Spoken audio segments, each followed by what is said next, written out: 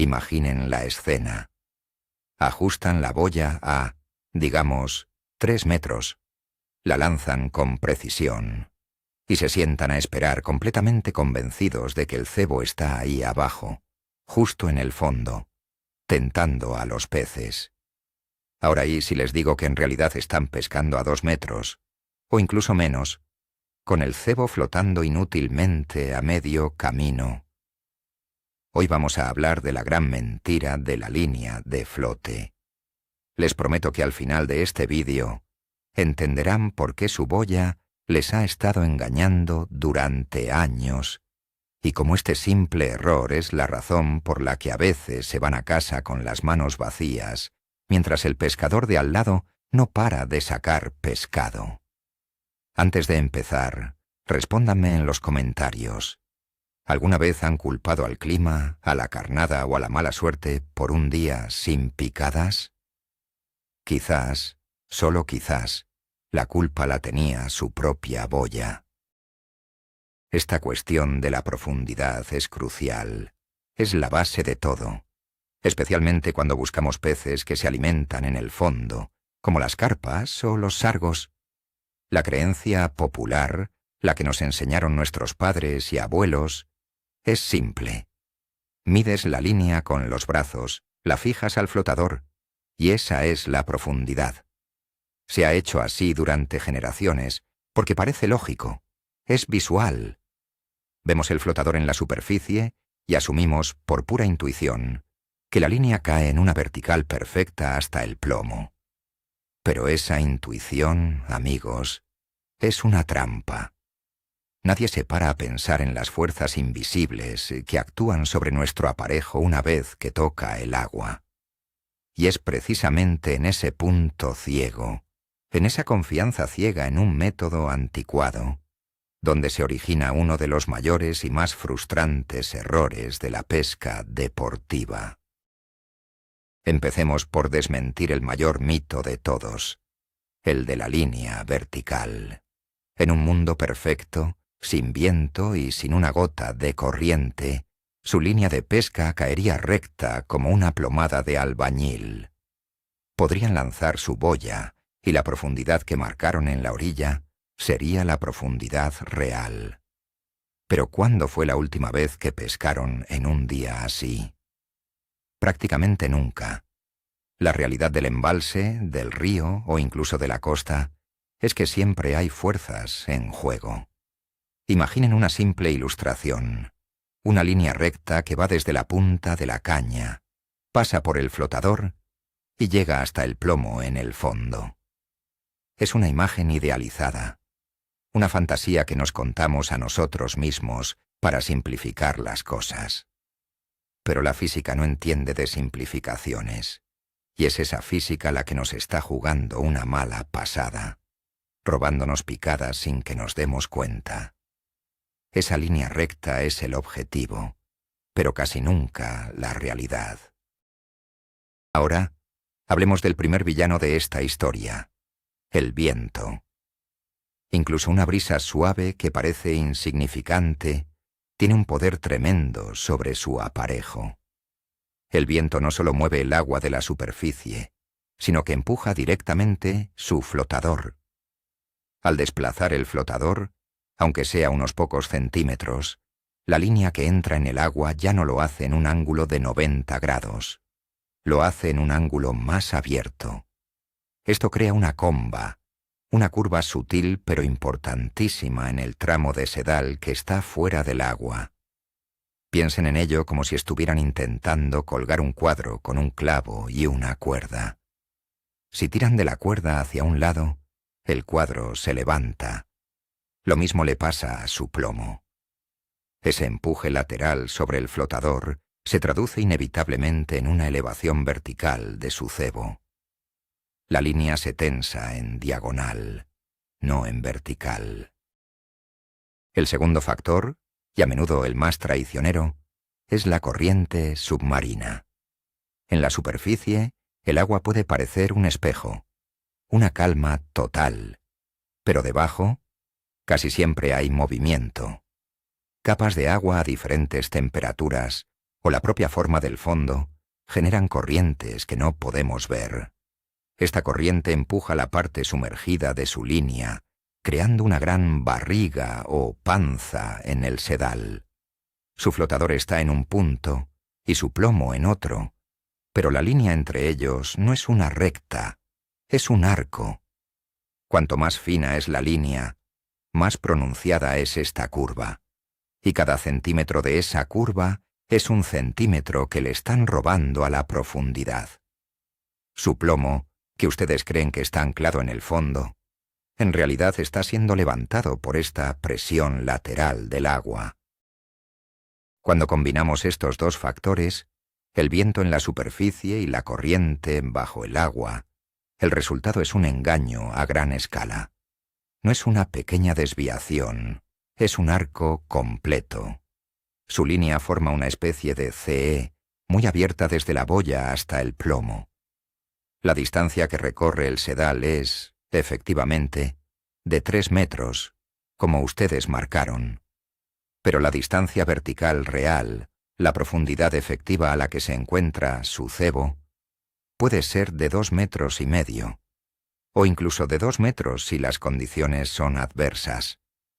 Les pongo un ejemplo visual muy claro.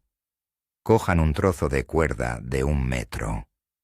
Sujétenlo por los dos extremos y déjenlo caer. La distancia vertical entre sus manos es de 1 metro.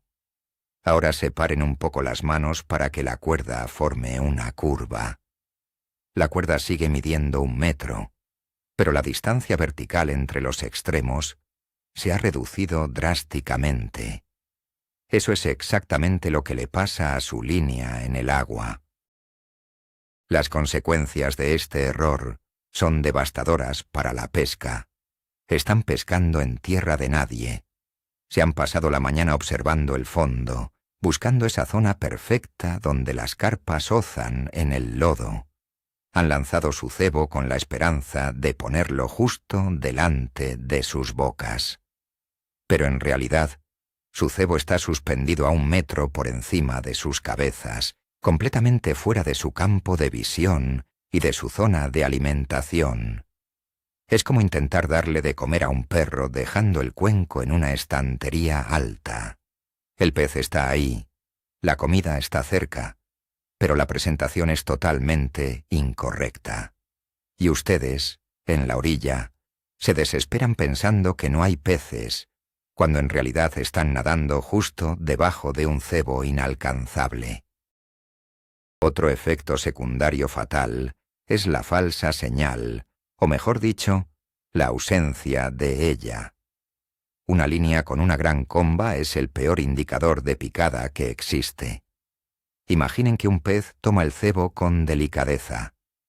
Para que esa picada se transmita hasta el flotador y ustedes la vean, el pez primero tiene que tirar lo suficiente como para enderezar toda la curva del sedal.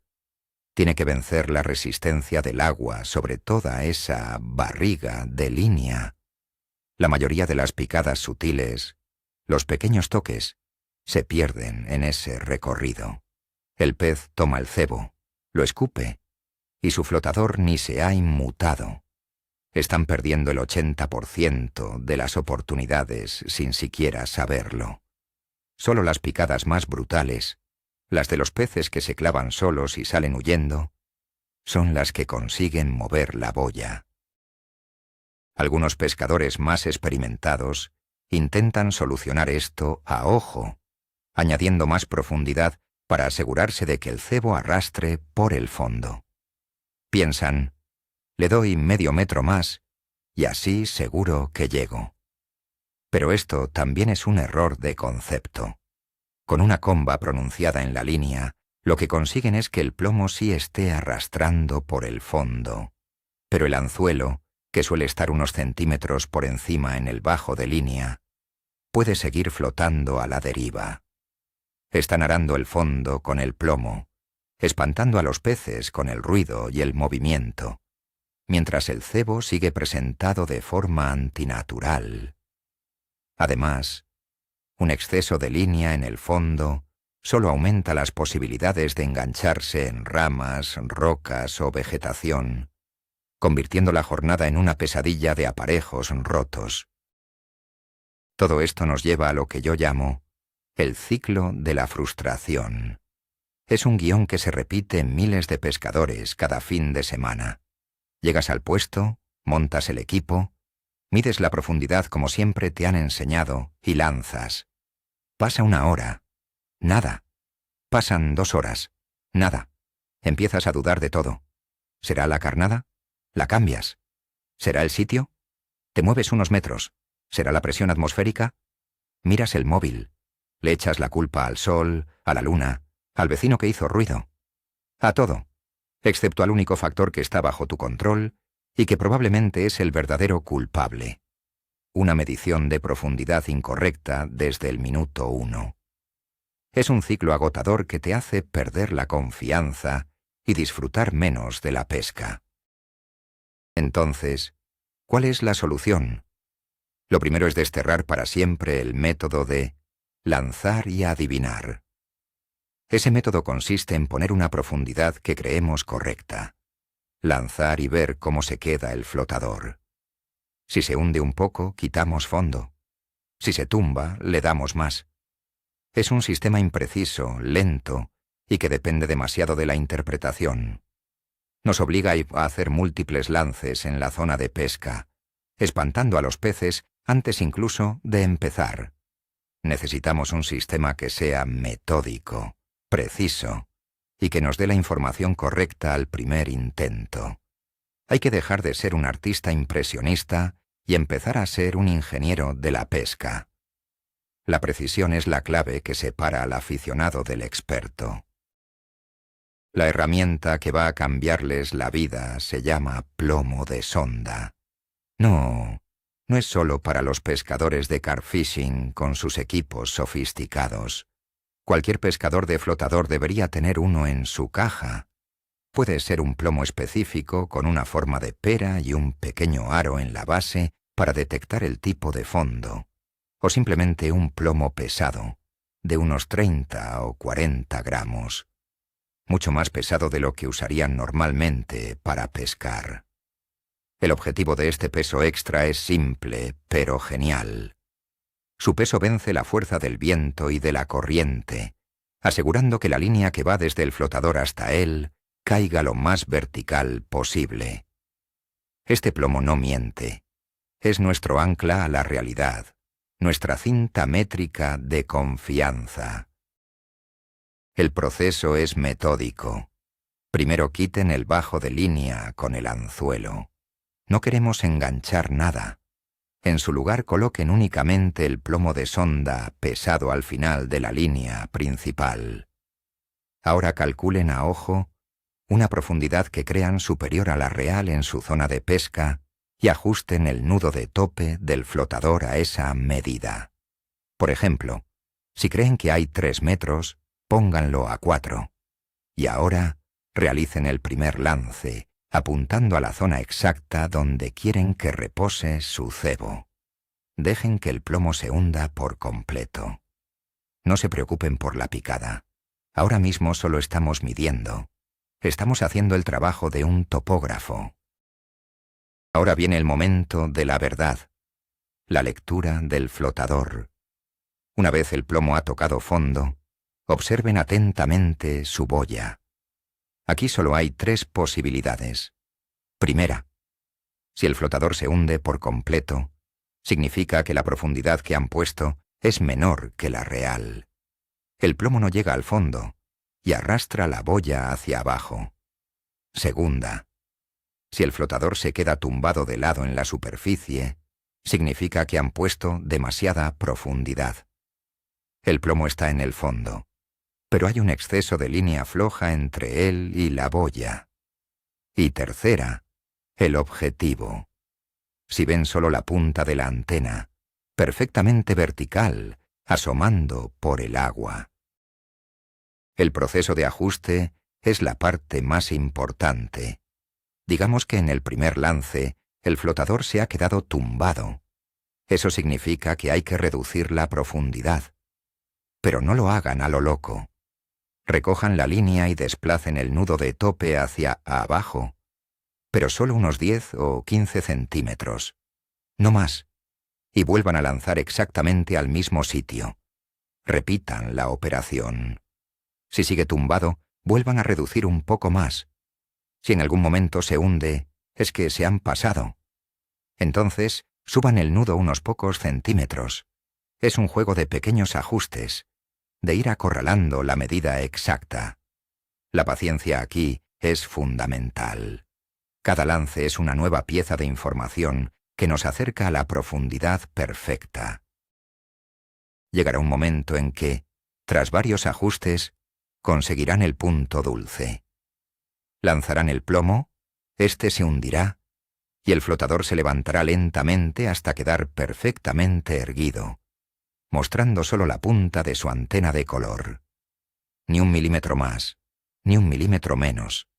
Esa imagen es la señal inequívoca de que su plomo de sonda está justo, y digo justo, tocando el fondo, y la línea entre él y el flotador está completamente tensa y vertical. En ese preciso instante, la distancia entre su flotador y el final de la línea es la profundidad real y exacta de ese punto. Lo han conseguido. Han encontrado la verdad que se escondía bajo la superficie. Una vez encontrada esa profundidad perfecta, no la pierdan. Es información de oro.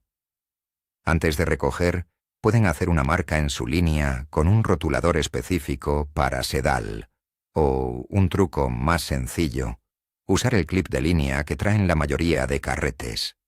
Simplemente enganchen la línea en el clip. De esta forma, la distancia queda memorizada. Ahora sí, recojan el aparejo con cuidado. Quiten el pesado plomo de sonda y vuelvan a colocar su bajo de línea normal, con su plomo de pesca y su anzuelo. Ya están listos para pescar. Cuando lancen, apunten al mismo sitio y dejen que la línea salga hasta que se frene en el clip. Su cebo caerá, con una precisión milimétrica, justo en el punto que han sondeado. Un detalle avanzado a tener en cuenta es el bajo de línea. Recuerden que la profundidad que han medido es hasta el plomo principal de su aparejo. Si pescan con el cebo justo al lado del plomo, perfecto. Pero la mayoría de montajes tienen un bajo de línea, una gameta de entre 20 y 50 centímetros. Tienen que decidir cómo quieren presentar el cebo. Si quieren que el cebo repose totalmente en el fondo, deberán añadir al nudo de tope la longitud de su bajo de línea. Por ejemplo, si el bajo mide 30 centímetros, suban el nudo 30 centímetros más. De esta forma, tanto el plomo como el cebo estarán en el lecho. Esto es ideal para una pesca estática. Otro error de principiante es sondear una sola vez y dar por hecho que todo el pesquil es igual. El fondo de un embalse o un río no es una mesa de billar. Está lleno de desniveles, agujeros, escalones y zonas de fango o piedra. Por eso, una vez que dominen la técnica, úsenla para explorar. Midan la profundidad en el punto donde lanzaron. Luego, midan 1 metro a la izquierda. Luego, 1 metro a la derecha y 1 metro más lejos. En 5 minutos pueden crear un mapa mental de su zona de pesca. A menudo descubrirán que hay un pequeño escalón o un hoyo a solo un par de metros de donde pensaban pescar. Esos accidentes del terreno son imanes para los peces, y sin sondear, jamás los habrían encontrado. Hay un mito que dice que usar un flotador más pesado ayuda a mantener la línea recta y evita este problema. Es una verdad a medias. Un flotador más pesado, efectivamente, ofrece más resistencia al viento en superficie y puede mitigar un poco su efecto, pero es completamente inútil contra la corriente submarina. Una vez la línea está bajo el agua, el peso del flotador ya no importa. La corriente seguirá creando esa barriga en el sedal y levantando su aparejo del fondo. No se fíen de soluciones mágicas. El único método 100% fiable para conocer la profundidad real es el que les he explicado, el uso de un plomo de sonda pesado. No hay atajos para la precisión. ¿Y qué pasa con la pesca en río, donde la corriente es una constante? Aquí el principio es exactamente el mismo, pero su aplicación es aún más crítica. En un río la corriente siempre va a crear una comba enorme en la línea si pescamos a fondo quieto. La técnica correcta aquí es la pesca a la pasada o al trote. Para ello sondeamos la profundidad de la misma manera, pero luego la ajustamos para que el cebo viaje a la velocidad de la corriente, rozando el fondo pero sin engancharse. Esto requiere una calibración aún más fina.